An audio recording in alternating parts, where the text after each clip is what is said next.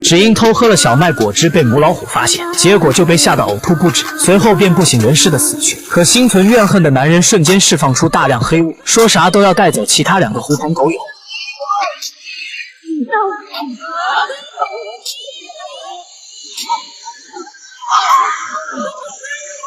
其实3人之所以会这样的凄惨，完全因为他们共同乘坐过的航班。当时飞机着陆的一刹那，所有乘客都蒙圈了，大量警车将机场团团围住，早已恭候多时。中情局的领导大黑一脸严肃地告知他们，现在是2023年7月14号，也就是说飞机已经飞行了5年，没有联系过地面。由于长期的失踪，他们的身份也早已被注销，并且在事情没查清楚前，谁也不准离开这里。听到这个消息，乘客们都浮现出一脑门子的问号，老瓜子是不是疯疯的？同样，警方也是丈二的和尚摸不着头脑，于是从里到外的对飞机进行严密的排查，并对乘客逐一进行做笔录。可最终得到的答案都是旅途很愉快，没有发现任何异常。调查无果后，警方只好暂时准许他们和家人团聚。可有的因为时光飞逝，岁月流转，他们彻底失去了亲人；还有的耐不住寂寞，已经组建了新的家庭。要说最惨的就是这个小男孩，上机前明明还是哥哥的身份，可现在却变成了名副其实的弟弟。这对孪生兄妹以后又该如何相处？但对于他们来说，噩梦才刚刚开始。自从回归后，翠花的耳边总是能听见一些莫名的忠告，而她并不确定这个声音是善还是恶。